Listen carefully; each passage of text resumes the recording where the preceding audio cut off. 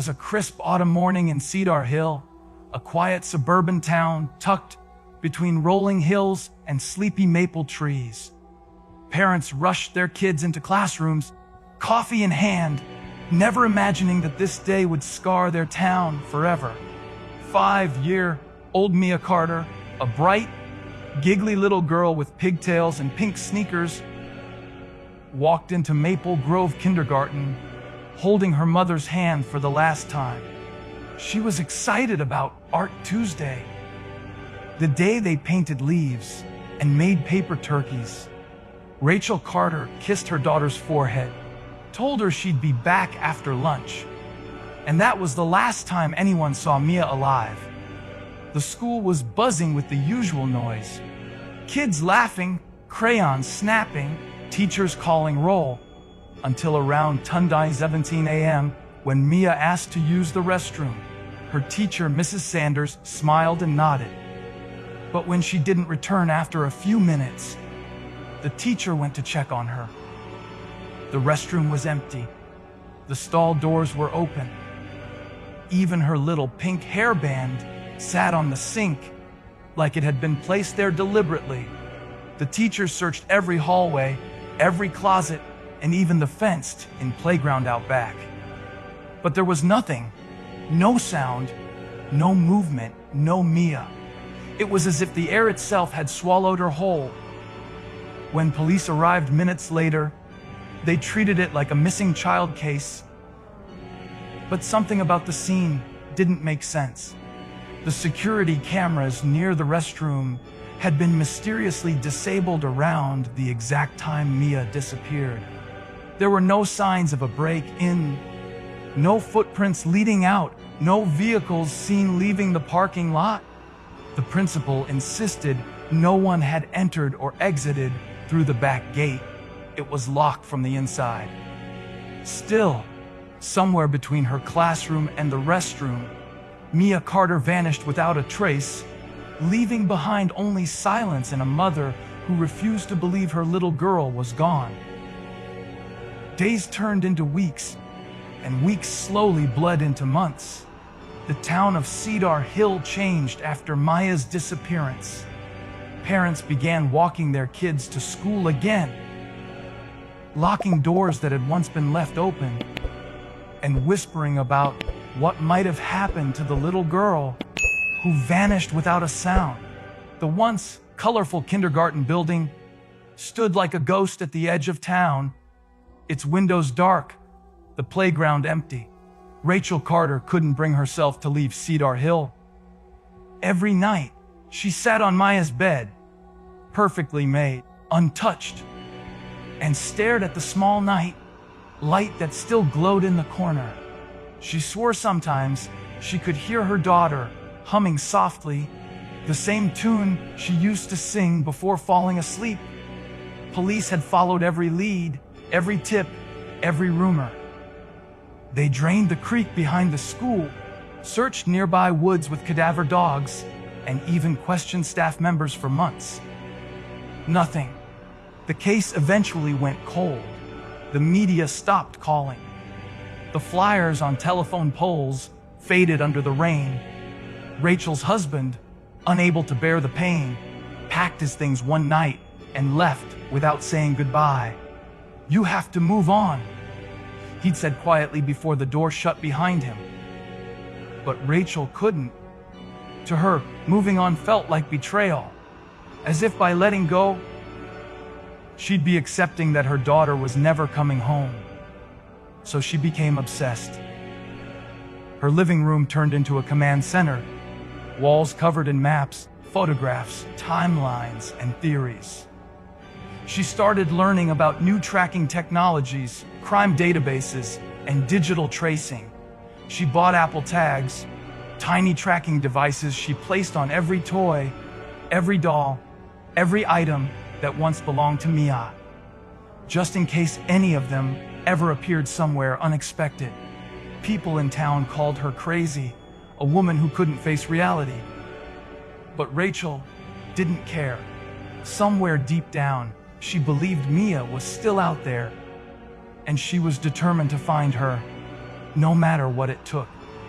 It was exactly 1 year to the night since Maya's disappearance, when Rachel's phone buzzed on her nightstand.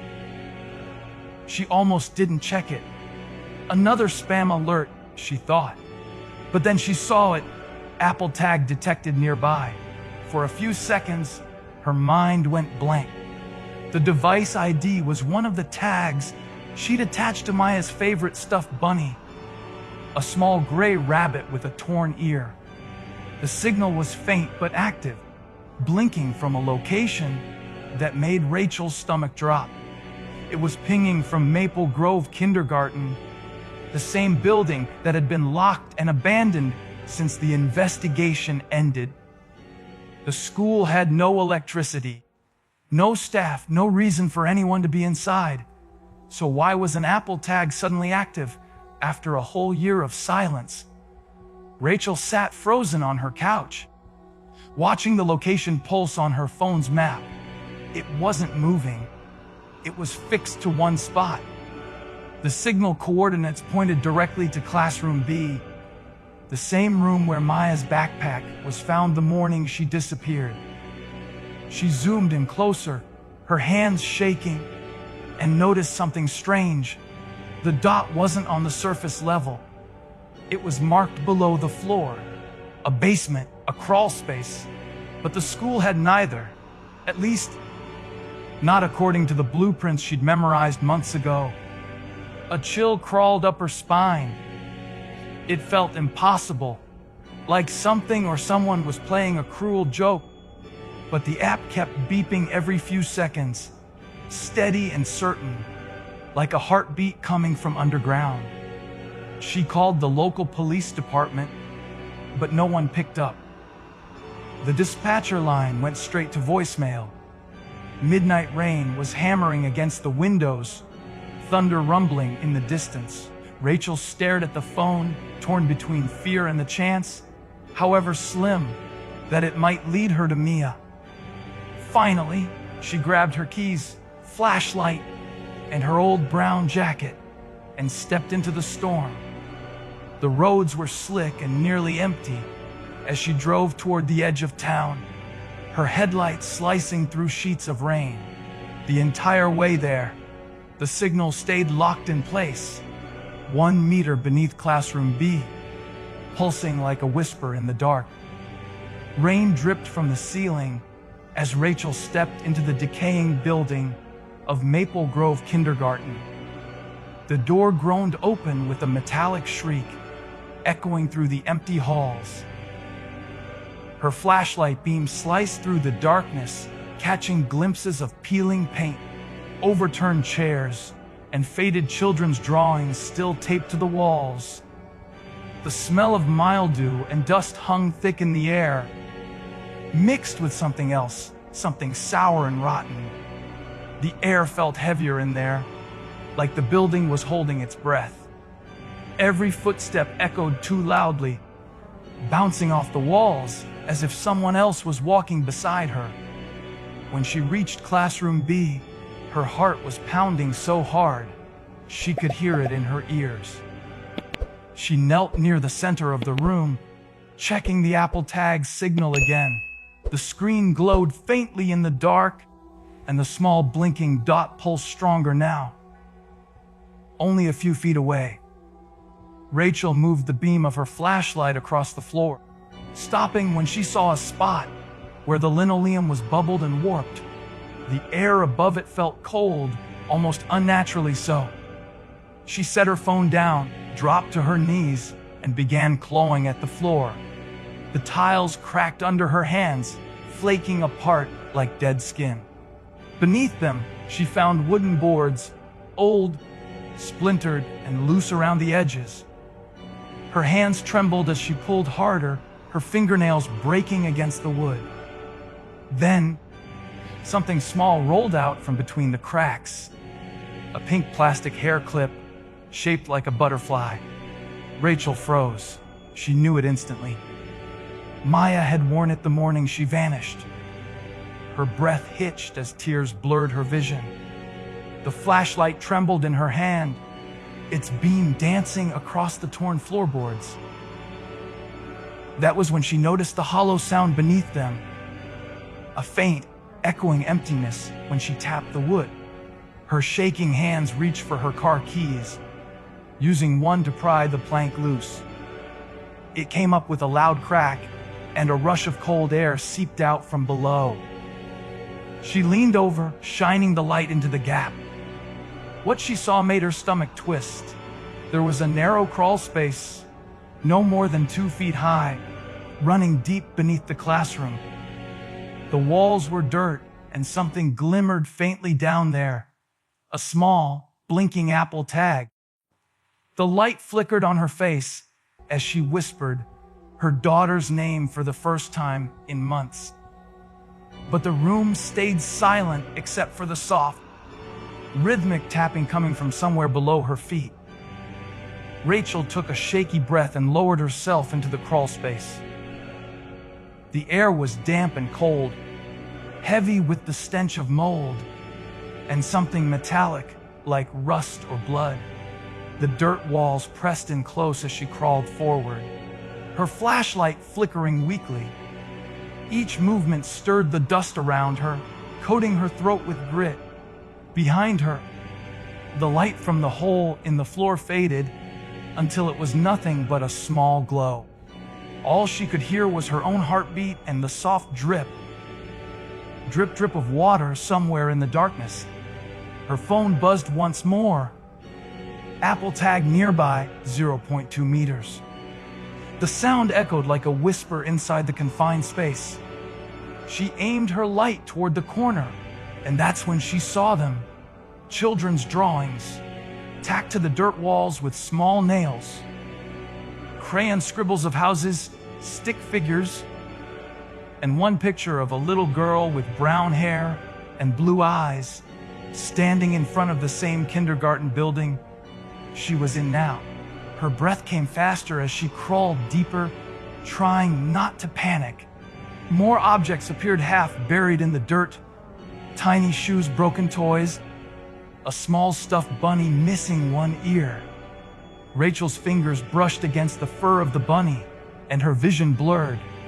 It was Maya's, the same toy she'd tucked into her daughter's backpack that morning a year ago. She looked around, realizing these weren't random items. They belonged to children. Children who might have vanished long before Mia did. The walls were covered with marks, tallies scratched into the dirt, uneven and countless. Her flashlight flickered again, catching a glint of metal deeper inside. The Apple tag signal pulsed stronger now, so close she could almost feel the vibration in her hand. She inched closer, heart hammering. At the far end of the crawl space stood a rusted steel door, its surface streaked with dark stains.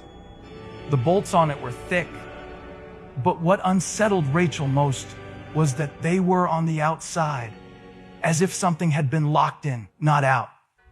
She reached out, fingers trembling, brushing the cold metal handle. The smell was unbearable now, something rotting, old, and wet. Just as she wrapped her hand around the latch, her phone buzzed again. The screen lit up in the darkness. Apple tag moved device in motion. Her eyes widened.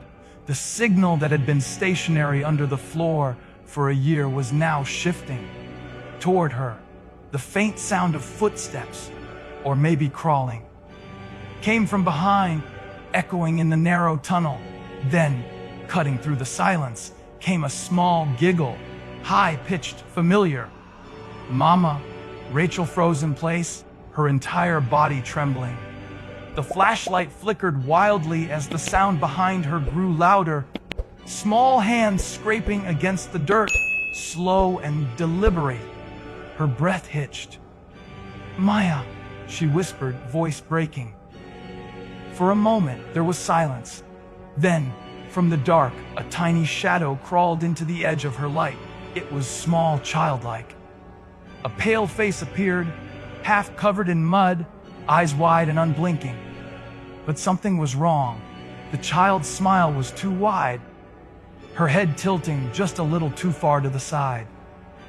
Rachel's phone buzzed again in her shaking hand. The Apple Tag location updated. Device connected. New owner detected. She didn't understand what that meant until the light from her phone caught something glinting around the figure's neck. A thin silver chain, and dangling from it was the Apple Tag, the same one she'd hidden inside Maya's stuffed bunny. The girl stepped closer, whispering something Rachel could barely hear. "Mommy, I told you I'd come back." The flashlight went out. The next morning, police found Rachel's car, still running outside the old school. The building was empty. No footprints, no signs of forced entry. But when investigators lifted the floorboards in Classroom B, they discovered a new Apple Tag signal, one registered under Rachel Carter's name, blinking faintly from deep beneath the dirt.